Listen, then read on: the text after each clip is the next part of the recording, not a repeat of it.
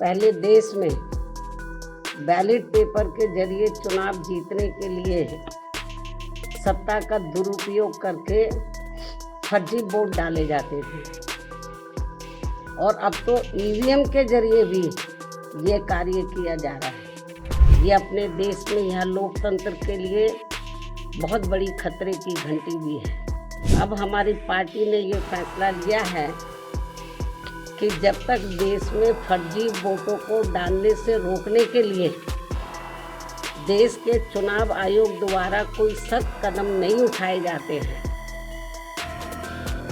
तो तब तक हमारी पार्टी देश में खासकर अब कोई भी उपचुनाव नहीं लड़ेगी।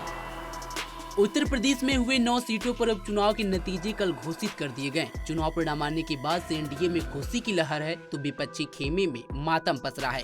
9 सीटों में से 7 सीटों पर एनडीए ने जीत दर्ज की, बाकी 2 सीटों पर समाजवादी पार्टी ने जीत दर्ज की। तो ही अब चुनाव परिणाम पर बसपा प्रमुख मायावती ने बड़ा फैसला लिया है और बीएसपी पार्टी को चुनाव न लड़ने का ऐलान किया है। बसपा प्रमुख मायावती ने कहा, उत्तर प्रदेश में 9 विधानसभा की सीटों पर हुए उपचुनाव में इस बार जो मतदान हुआ है और उसके बाद जो कल नतीजे आए हैं उसको लेकर लोगों में आम चर्चा है कि पहले देश में बैलेट पेपर के जरिए चुनाव जीतने के लिए सत्ता का दुरुपयोग करके फर्जी वोट डाले जाते थे और अब तो ईवीएम के जरिए भी ये कार्य किया जा रहा है, जो लोकतंत्र के लिए बहुत दुख और चिंता की बात है। देश में लोकसभा और राज्यों में विधानसभा चुनाव के साथ साथ खासकर उपचुनाव में तो अब ये कार्य काफी खुलकर किया जा रहा है।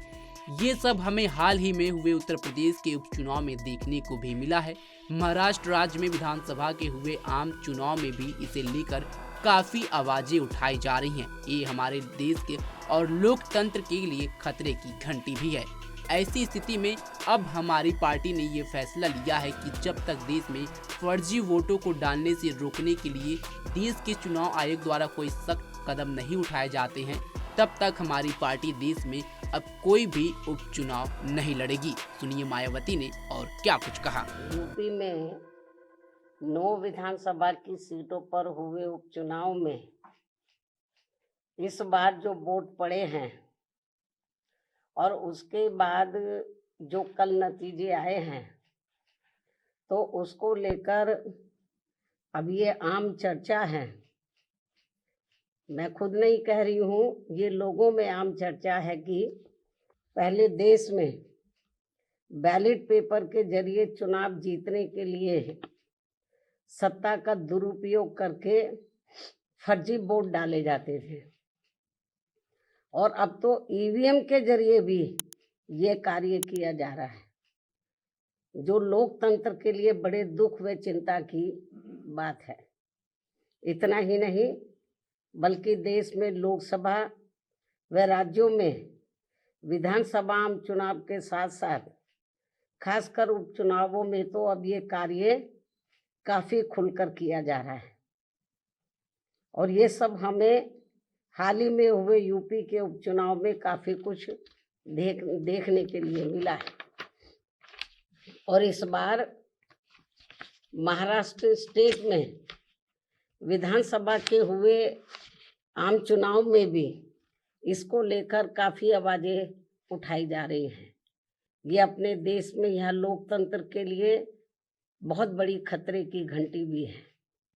ऐसी स्थिति में अब हमारी पार्टी ने ये फैसला लिया है कि जब तक देश में फर्जी वोटों को डालने से रोकने के लिए देश के चुनाव आयोग द्वारा कोई सख्त कदम नहीं उठाए जाते हैं, तो तब तक हमारी पार्टी देश में खासकर अब कोई भी उपचुनाव नहीं लड़ेगी। मैं उपचुनाव की बात कर रही हूँ, बाई इलेक्शन की। तो तब तक हमारी पार्टी देश में खासकर अब कोई भी उपचुनाव नहीं लड़ेगी।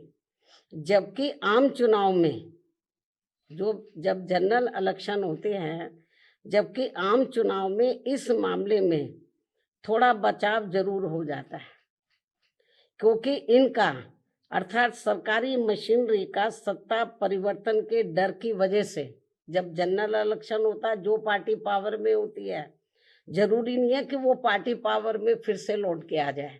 दूसरी पार्टी भी आ सकती है, तो फिर वो जो सरकारी मशीनरी है वो थोड़ा घबराती है। जबकि आम चुनाव में इस मामले में थोड़ा बचाव जरूर हो जाता है, क्योंकि इनका अर्थात सरकारी मशीनरी का सत्ता परिवर्तन के डर की वजह से आम चुनाव में इनका जनता पर कोई ज्यादा दबाव या डर आदि नहीं होता है, जिसे खास ध्यान में रखकर हमारी पार्टी देश में लोकसभा व राज्यों में विधानसभा के आम चुनाव तथा स्थानीय निकायों के भी चुनाव पूरी तैयारी व दमदारी के साथ लड़ेगी।